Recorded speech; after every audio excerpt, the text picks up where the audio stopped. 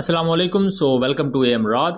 दोस्तों, Turkish aerospace industries के जो जनरल मैनेजर हैं तामिल कोताइल, उन्होंने कुछ अहम बयान दिया है अपने टर्किश कान स्टेल्थ एयरक्राफ्ट को लेकर। उसका उन्होंने कंपैरिजन किया है अमेरिकन F-35 एयरक्राफ्ट से। यहाँ उनकी मैं एक स्वीपिंग स्टेटमेंट आपको सुनाता हूँ।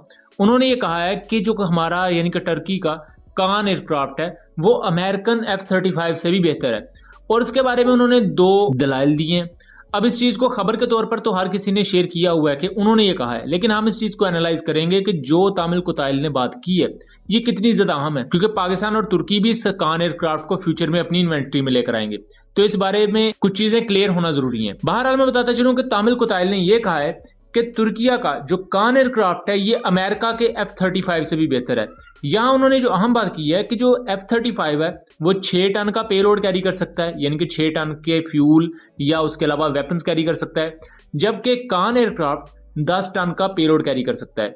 उसके साथ साथ उन्होंने ये भी कहा कि चूंकि कान एयरक्राफ्ट एक बड़ा एयरक्राफ्ट है, इसमें 2 इंजन हैं जबकि F-35 में 1 इंजन है, तो कान एयरक्राफ्ट ज्यादा पावर होने की वजह से अपने एक्टिव इलेक्ट्रॉनिकली स्कैन्ड अरे रडार को ज्यादा पावर प्रोवाइड करेगा, और जब पावर रेशो ज्यादा होगी तो रडार की परफॉर्मेंस भी ज्यादा बेहतर होगी। यहां मतलब इनडायरेक्टली उन्होंने ये कहा है कि जो मुराद एक्टिव इलेक्ट्रॉनिकली स्कैन्ड अरे रडार होगा वो F-35 के रडार से ज्यादा बेहतर परफॉर्मेंस देगा। फिर उन्होंने ये भी कहा है कि जो F-22 रैप्टर है उसको कंपेयर किया जाना चाहिए कान एयरक्राफ्ट के साथ, क्योंकि F-22 रैप्टर और कान एयरक्राफ्ट अपने फिजिकल डायमेंशन के लिहाज से, यानी कि साइज, लंबाई, हाइट वगैरह के लिहाज से काफी हद तक मिलते जुलते हैं, यानी कि बहुत ज्यादा बिल्कुल एग्जैक्ट नहीं है, लेकिन एक हद तक इनका कंपैरिजन बनता है, और दोनों ट्विन इंजन एयरक्राफ्ट हैं। यहाँ वो ये भी कहते हैं कि जो अमेरिका का F-22 रैप्टर एयरक्राफ्ट है ये इवन F-35 से भी महंगा है। 200 मिलियन डॉलर का एक F-22 रैप्टर आता है, लेकिन वो कहते हैं कि हमारा जो कान एयरक्राफ्ट होगा ये उससे कई गुना सस्ता होगा। तो ये उन्होंने एक ओवरऑल स्केच खींचा है जिसमें उन्होंने एक ओवरऑल स्वीपिंग स्टेटमेंट देते हुए ये कह दिया कि तुर्किया का कान एयरक्राफ्ट अमेरिकन F-35 से बेहतर है।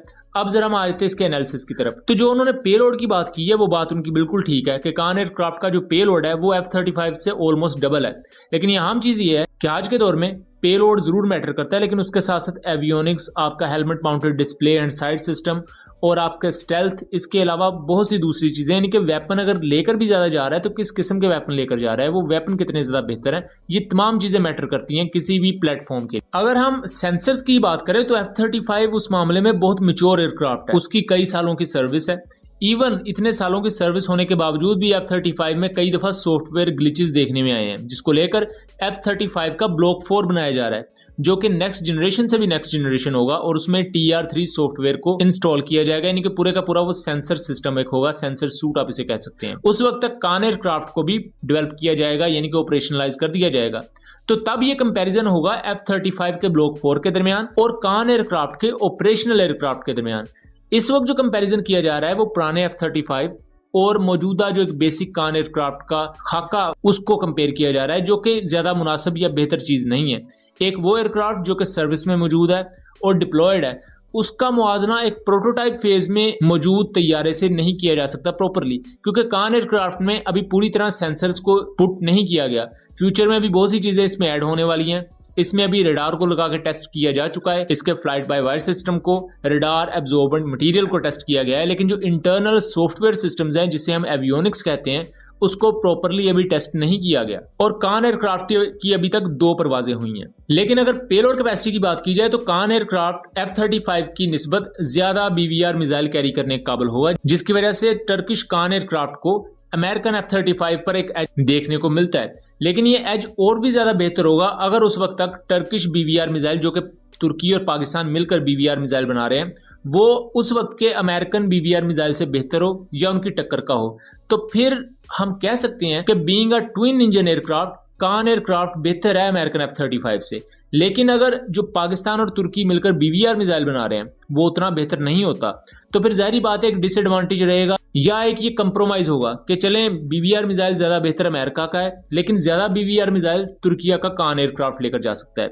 ये भी हो सकता है कि पाकिस्तान एयरक्राफ्ट जो कान एयरक्राफ्ट का वर्जन अपनी इन्वेंट्री में लेकर आए, उसमें हमें चाइनीज PL-15 और PL-21 जैसे मिसाइल भी देखने को मिले, क्योंकि इससे पहले हमने देखा हुआ है कि इवन जो अकंजे ड्रोन है तुर्किया के पाकिस्तान ने लिए, उस पर पाकिस्तानी मेड बॉम्ब्स भी लगाए जा सकते हैं। सो इस तरह की इंट्रोपरेबिलिटी या इस तरह के जुगाड़ पाकिस्तान ने काफी हद तक इससे पहले भी लगाए। अब दूसरा, इसके बाद जो उन्होंने कंपैरिजन F-22 रैप्टर से किया है, तो F-22 रैप्टर के साथ कंपैरिजन इसका कई लिहाज से नहीं बनता, क्योंकि कान एयरक्राफ्ट को एक मल्टी रोल एयरक्राफ्ट के तौर पर बनाया जा रहा है कि ये एयर टू एयर ऑपरेशन भी कर सकता होगा और जमीनी बमबारी के ऑपरेशंस भी कर सकता होगा। लेकिन जो अमेरिका का F-22 रैप्टर एयरक्राफ्ट है, ये एयर टू ग्राउंड ऑपरेशन नहीं कर सकता और इसे इस काम के लिए बनाया भी नहीं गया था। इसी एक कमजोरी की वजह से या इसी खामी की वजह से इसकी कॉस्ट बहुत ज्यादा हो गई थी और ये $200 मिलियन का एक तैयारा बना, जिसकी वजह से फिर बहुत ज्यादा ऐसे तैयारे अमेरिका ने भी नहीं लिए और लेटर ऑन फिर इसकी प्रोडक्शन को रोक दिया गया और अमेरिका F-35 एयरक्राफ्ट की तरफ बढ़ गया।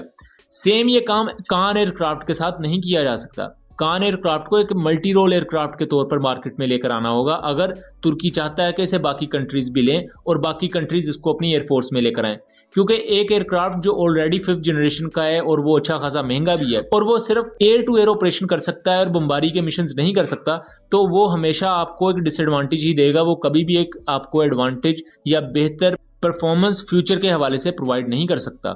सो इन तमाम चीज़ों और इन तमाम पहलुओं को देखना होगा अगर हम अमेरिका और इस कान एयरक्राफ्ट के कंपैरिजन को देखते हैं। उसके अलावा कान एयरक्राफ्ट इस वक्त अमेरिकन इंजन्स को यूज कर रहा है। फ्यूचर में जो अहम चीज होगी वो ये देखना होगा कि तुर्की जो TF सीरीज का इंजन इसके लिए तैयार कर रहा है वो कितना ज्यादा एफिशिएंट होगा और मौजूदा अमेरिकन इंजन से कहा जा रहा है कि वो ज्यादा चूंकि पावर प्रोवाइड करेगा, तो उसके बाद इसकी परफॉर्मेंस किस हद तक बेहतर होगी और ये अपने मुराद एक्टिव इलेक्ट्रॉनिकली स्कैन्ड अरे रडार को कितने बेहतर तरीके से पावर प्रोवाइड कर पाएगा। सो ये था एक एनालिसिस। उम्मीद करता हूँ चीजें क्लियर रही होंगी। वीडियो पसंद आई हो तो ज्यादा से ज्यादा शेयर कीजिएगा एंड चैनल को सब्सक्राइब कीजिएगा। मिलेंगे अगली वीडियो में, तब तक के लिए अल्लाह हाफिज।